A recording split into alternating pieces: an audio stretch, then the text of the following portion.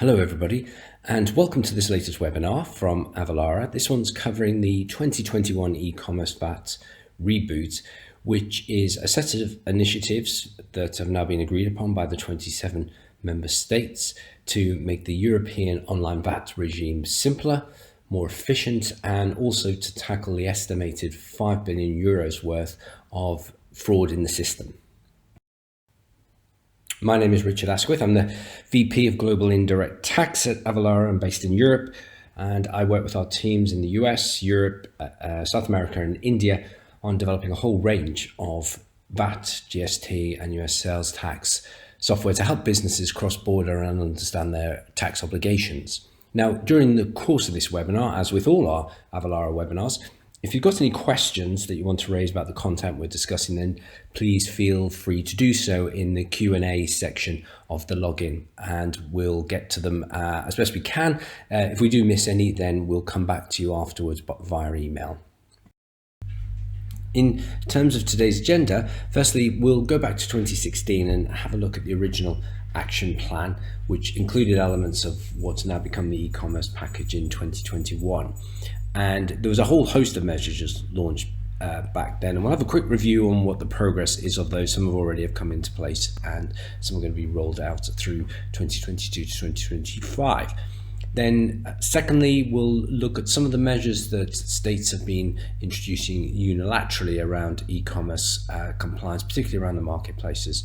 And then the next three sections are cover the major reforms for the 2021 e-commerce package, single VAT return, withdrawal of the €22 VAT exemption on small parcels, and then a new role for marketplaces in terms of collecting and remitting VAT. So first of all, let's have a look at how we got to where we are today. The EU VAT regime is showing its age. The current system has remained really unchanged since the inception of the single market back in 1993, and two forces have really come to play to challenge the current design. Firstly, VAT fraud, perpetrated by criminal gangs exploiting the current zero rating on intra-community supplies for B2B transactions through things like missing trader and carousel fraud. And secondly, around e-commerce, the explosive growth to what's estimated by the Commission at about €500 billion per annum in trade online, of which around about 20%, 100 billion, is cross-border. And there are challenges around that in tracking and taxing properly online sellers' transactions, both within the EU and non-EU sellers importing goods into the EU, which has resulted in an estimated 5 billion missing VAT. And as a result of those weaknesses, back in 2016, the Commission originally pitched its action plan on VAT to challenge all of the problems that we had seen already. And the action plan includes a range of about 10 measures, which I'll recap in a second.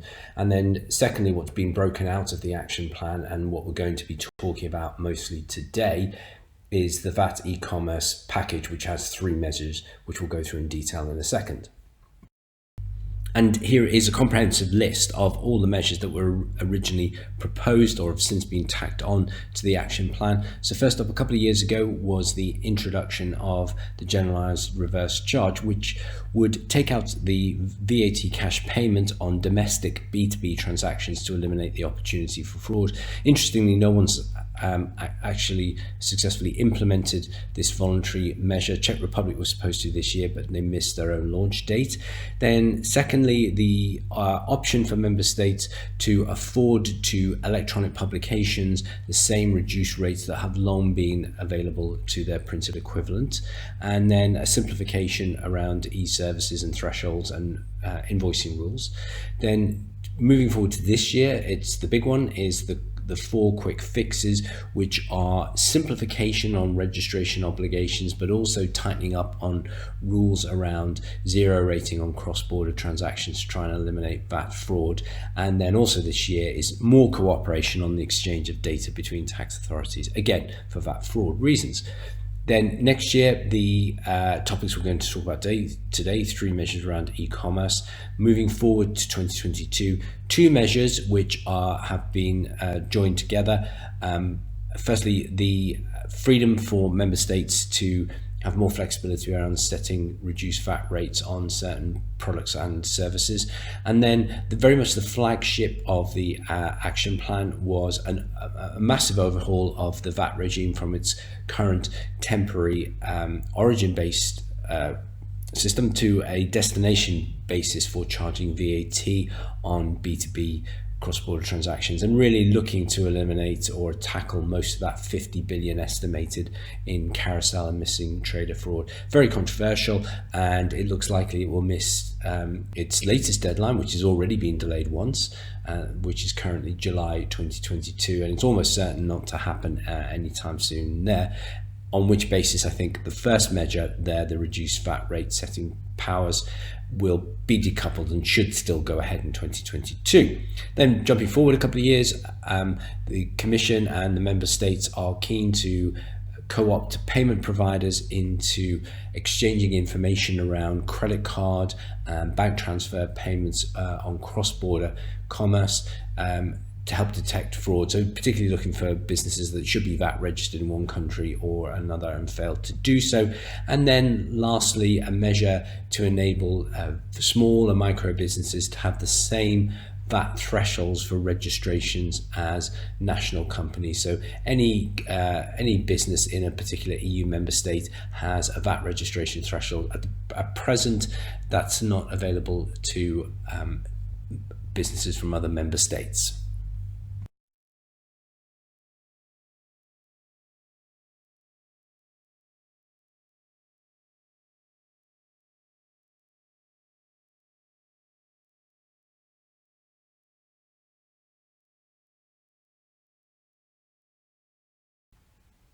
Now, moving on to some of the measures that have been introduced unilaterally by different member states, particularly in relation to using marketplaces as detecting and reporting on VAT fraud. And the newest non-member of the European Union, the UK, introduced a range of measures which have been widely copied since. Theirs came in 2018, and it was around the exchange of data voluntarily by marketplaces with the UK tax authorities, HMRC, which was also linked to the marketplaces starting to ask for sellers on their platforms for their UK VAT numbers to prove that they were compliant. And also there was a scheme around fulfillment. So fulfillment centers had to register with HMRC to show they were doing basic due diligence with online sellers using their warehouses to store goods to make sure they were fully VAT and duty compliant. And it's very much seen as the template, the first step here, and much copied around the rest of Europe. And then came Germany last year, 2019, requiring sellers to obtain from the local tax authorities in Germany a certificate proving that they were VAT compliant and up to date with their affairs in Germany. And it was an obligation imposed initially on non-EU sellers and then later in the year on EU sellers. And the Commission, the European Commission, has since stepped in and requested Germany to withdraw this requirement, largely because it's paper-based and creates a heavy administrative burden. So we'll have to see how that progresses, but it did force a huge wave of compliance or VAT registrations in Germany, particularly by Chinese sellers. And now moving to this year, first up, Italy has imposed transactional level reporting from marketplaces on the activity of sellers on their platforms. And this year, Austria has imposed slightly less draconian measures on marketplaces. So on a voluntary basis, marketplaces must be prepared to submit transactional level details of seller activity. And what is slightly different is it's not just for goods, but also it covers services. So it's moving into the gig and sharing economy. And also this year, France has stepped in again requiring transactional level details of seller activity on platforms operating or selling to French consumers. But France being France, they've gone one step further, and they're now obliging the marketplaces to effectively determine the VAT that was due, which is a complex one because that would mean marketplaces would have to understand whether sellers had crossed the distance selling thresholds.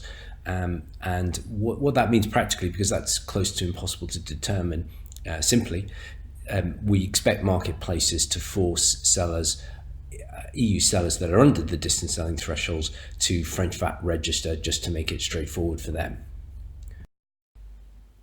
So moving to the main subject of today, which is the 2021 reboot of the e-commerce regime and the VAT package for e-commerce. As we'll see, there are three major reforms around e-commerce reporting to make it simpler, make it more efficient, to build trust, I think, between the tax authorities and businesses, and to tackle the €5 billion worth of fraud in the system.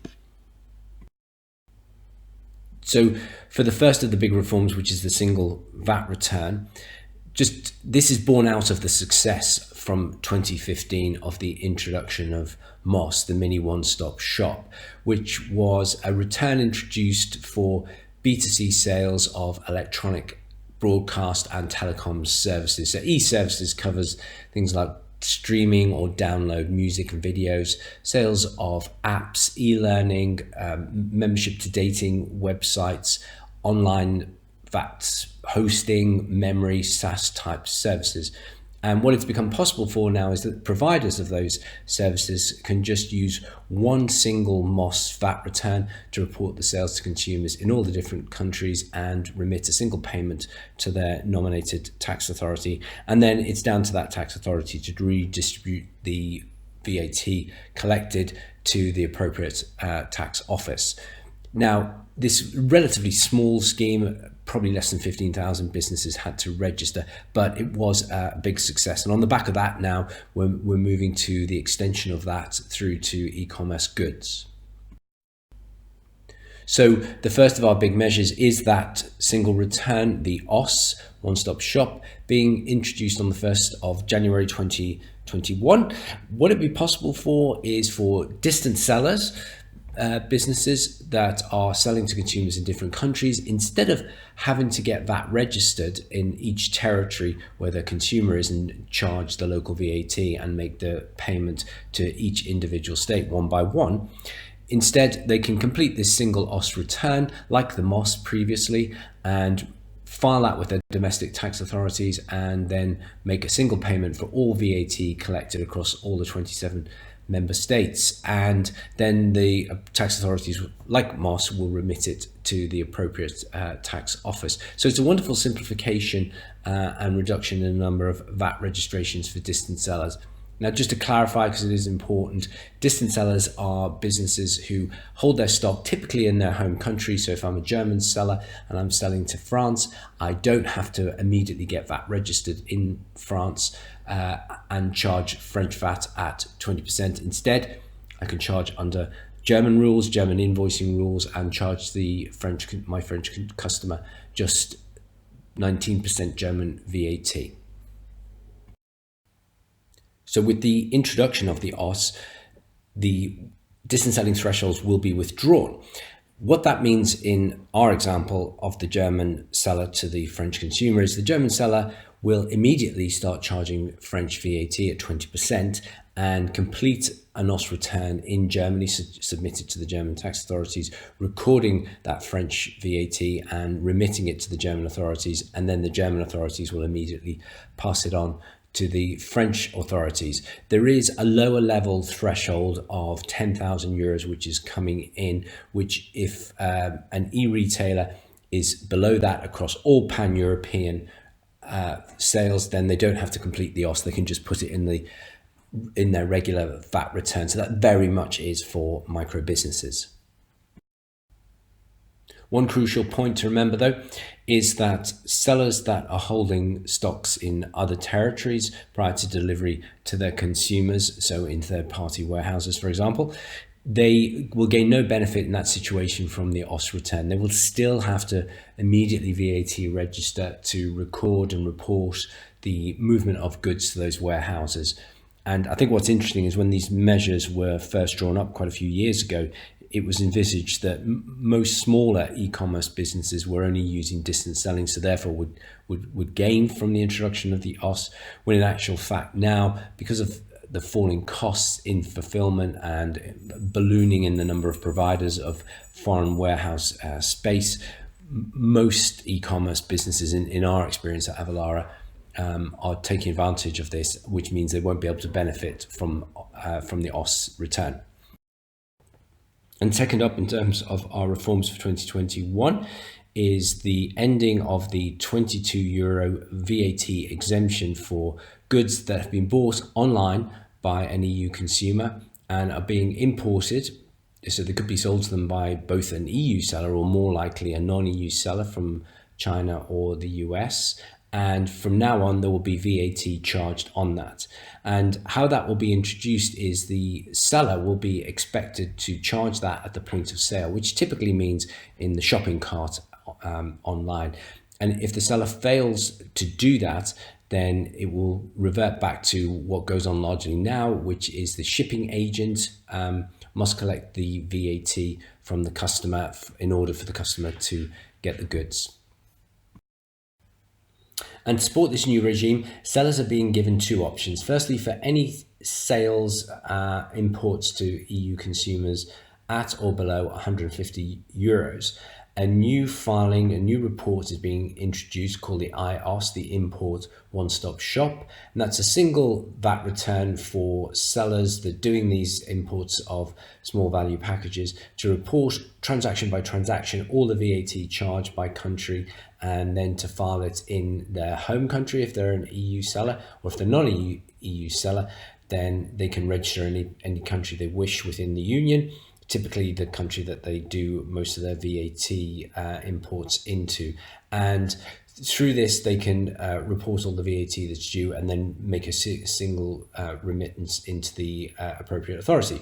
Now, still questions and doubts around this, particularly because of customs and VAT definitions. So it will be over things like FX rates, because the customs and the VAT regimes have different definitions around that. And also, it's not quite clear, the ink still isn't dry or been decided about what happens where there are multiple components to a single shipment.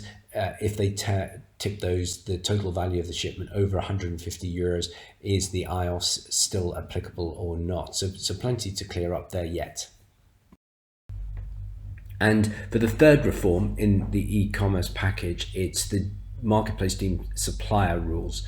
And from 1st of Jan, online marketplaces which facilitate cross-border sales by their third-party sellers will become the deemed supplier on certain imports and also certain cross-border sales to consumers. So this would oblige the marketplace to first purchase the goods from their sellers, typically at a zero-rated cross-border B2B basis, and then make the sale to the consumer. So that would oblige the marketplace to charge and report VAT under its own name, and it would become the deemed supplier or principal for VAT purposes. Now, one key outstanding point is that it remains optional for marketplaces, and this really is to prevent large, well-resourced marketplaces being handed a locked-in, costly compliance monopoly, which would restrict or discourage new marketplaces coming into the economy. And so the difficulty there is, if it is voluntary, then sellers, fraudulent sellers obviously, could switch between the marketplaces that do or don't implement this.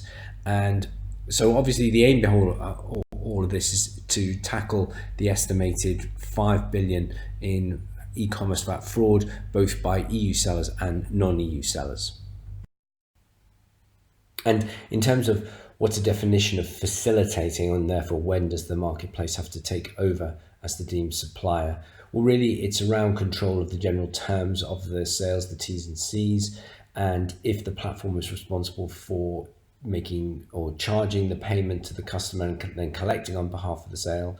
And then thirdly, if the platform takes responsibility for ordering, fulfillment, or delivery of the goods.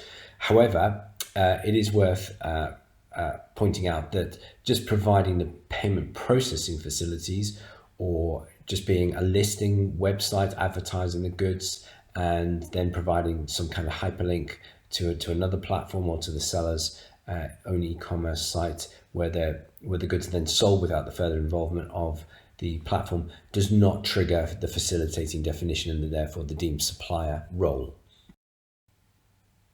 And this deemed supplier role will force on a whole new range of skills and activities for the marketplaces. So they're going to have to understand what the goods are. They're going to have to attach some kind of commodity code ID, which will be a challenge because most marketplaces never have any sight of the goods. Then there'll have to be some sort of VAT calculation or determination done by the marketplace in certain circumstances, so certainly B2B.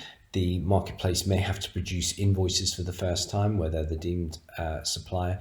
The marketplace themselves is going to have to think about their own reporting. And the good news there is one of the concessions that the Commission or Europe has given is marketplaces can also use the IOS and the OS for single pan-European reporting. And then another area is how is the seller going to treat the transactions that the marketplace has peeled off, and will there be consistent and non-conflicting reporting of the same transaction? So a lot there for the marketplaces to think about. So that's it for today's presentation. I think, just in summary, there's a really broad and brave set of reforms coming out of the European Union for the e-commerce package. I think particularly the marketplace role, which goes a lot further than any other countries, which typically has only required marketplaces to do some kind of withholding or split payment. I think the one major thing, though, for me that stands out is the point I was making about it being restricted only to distance selling e-commerce sellers, the single VAT registration, the OS return. I think the Commission may have missed a trick there. It possibly was a leap too far to get agreement by all the member states for this to apply for not just distance selling, but where a seller is holding stock in another foreign country. And I think what we may see is we may pause to see how the reforms around the definitive VAT regime go in the lead up to its penciled in but unlikely launch date of 2022. And as we move through this year and we get closer to the launch of the OS return in 2021, if the definitive VAT regime looks almost certain not to happen, then there'll probably be a rethink to extend the OS to all e-commerce transactions. But that's very unlikely that it will come in time for 2021. So perhaps it's something to think about for 2023, 2024. Right, good. I hope that's been useful. I have an awful lot to cover. I've left my email address up there, so if you want to quickly copy it down. If you do have any questions that you haven't been able to ask and we haven't been able to answer through the Q&A dashboard, then please feel free to drop me a line and I'll answer them as best I can. Right, many thanks again and hope it's been useful for you.